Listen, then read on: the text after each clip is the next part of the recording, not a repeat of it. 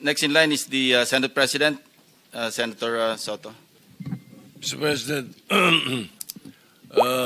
well, as usual, the Senate President is allowed, but I always make it a point to fall in line.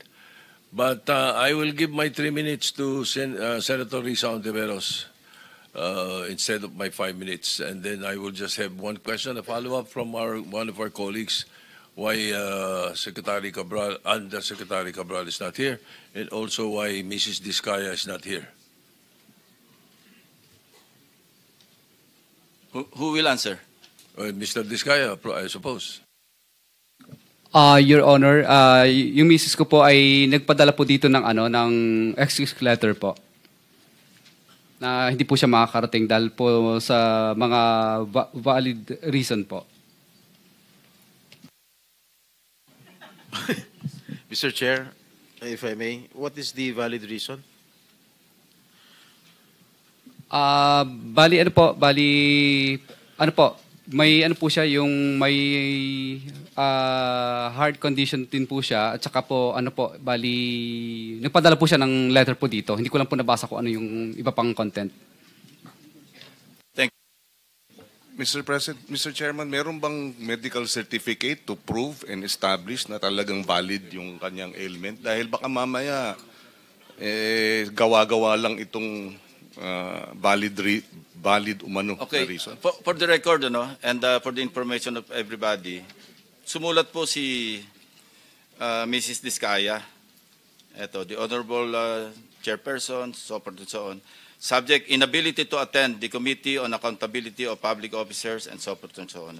Tapos, relative to the letter invitation dated September 15, issued by your good office, which I received via electronic mail today, September 17, at 5:41 p.m., I deeply regret to inform you that I will be unable to attend the Committee on Accountability of Public Officers and Investigations, fourth public hearing scheduled for September 18 at 9 a.m. Or 9 in the morning.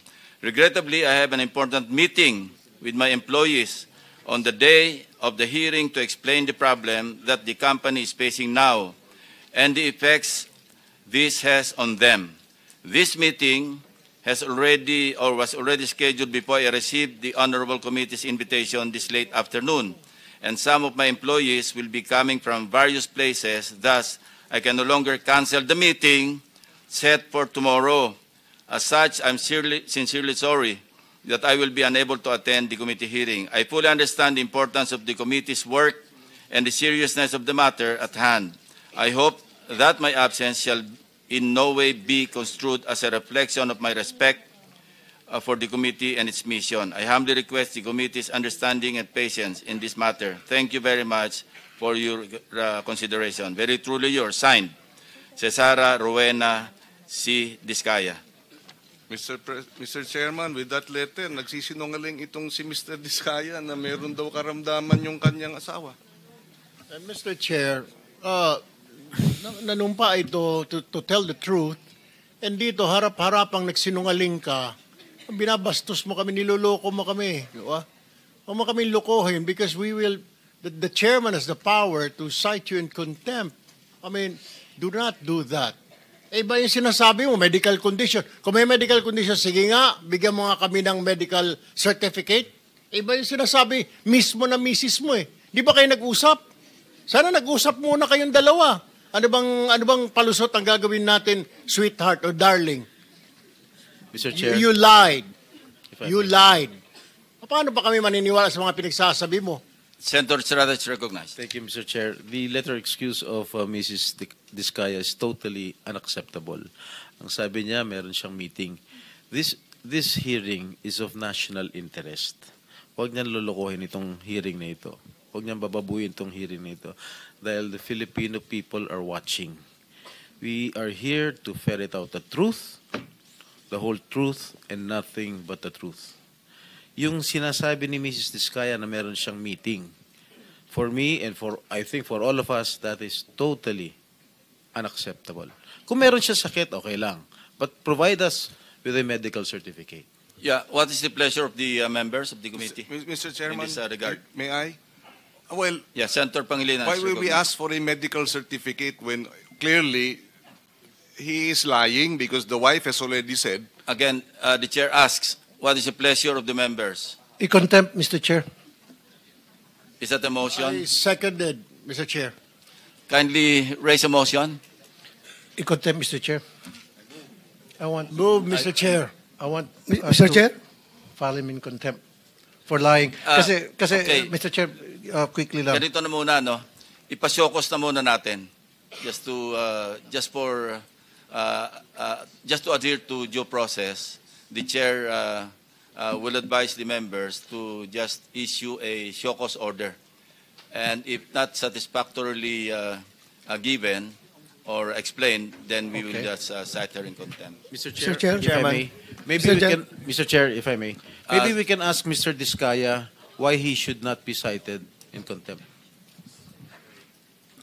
Your Honor, No, but the subject of this motion is Mrs. Diskaya.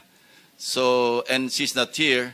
Mr. Chairman, Who are we citing in contempt of the committee? the one who is lying, Mr. the, Chairman. Mr. Diskaya. Yes. So please explain. Your Honor, humihingi po ako ng pasensya po sa inyo.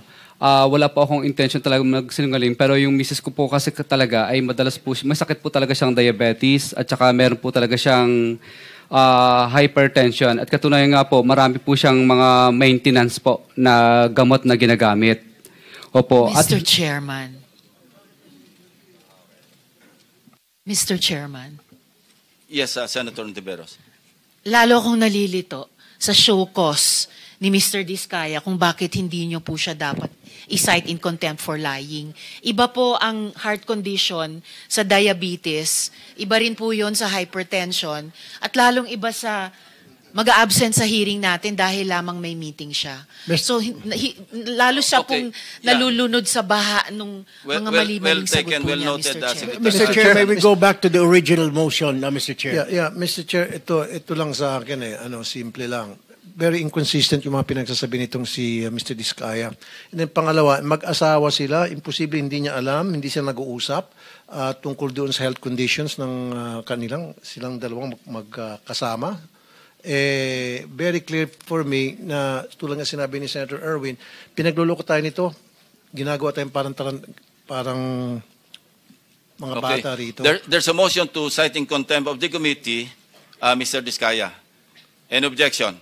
Mr. Chair, Yes, Senator Marcoleta. na-override na po ba yung proposal nyo na show-cause muna? O No, he has already explained. Because he's the subject of the contempt citation, or the motion at least, no? So we can rule on that. To be consistent, Mr. Chair, i-cite na rin natin for contempt si Yusek Cabral at saka si Secretary Remulla. Wala rin sila rito. They're not here, so they will be issued show-cause orders. But in the case of Mr. Diskaya, he's already here, he's already explained, and it's up to the members of the committee to decide whether or not satisfactory yung kanyang explanation. But yes, we will issue show-cause orders to the persons mentioned by the Honorable Marcoleta. Pero mamaya, Mr. Chair, meron akong mga katanungan sa kanya na makukontempt talaga to. Kahit anong mangyari before the end of Hindi this na, hearing, meron ng he will- pending motion. he will be cited. We'll rule on that. Sinisiguro ko alright. makukontempt ito mamaya, Mr. Chair. Well, Kung hindi tayo makukontempt dito sa pagsinungaling niya dahil dun sa kanya misis, dito may hawak ng mga dokumento na makukontempt tong taon to at the end of the day. The Senate President is recognized. Yes, okay. I think your pending motion is not to cite him in contempt. It doesn't necessarily mean that we will be deciding on what to do with him after that. It's just merely citing in contempt for lying. So we'll take it at that at this point, and perhaps discuss later on what the decision of the committee is. But in the meantime, I'm giving up my 3 minutes to Senator Rizal. Not Point yet, of inquiry. Senate President. Point of inquiry, Mr. Chairman. I would like to clarify with Senator Marcoleta if he raised an objection, because I didn't quite get it. No, I'm not raising any objection. Thank you, Senator Point of Marcoleta. inquiry. So let's rule first on the motion, pending motion, before anybody else talks. No. So there's no objection. So Mr. Diskaya, you are cited in contempt of this committee.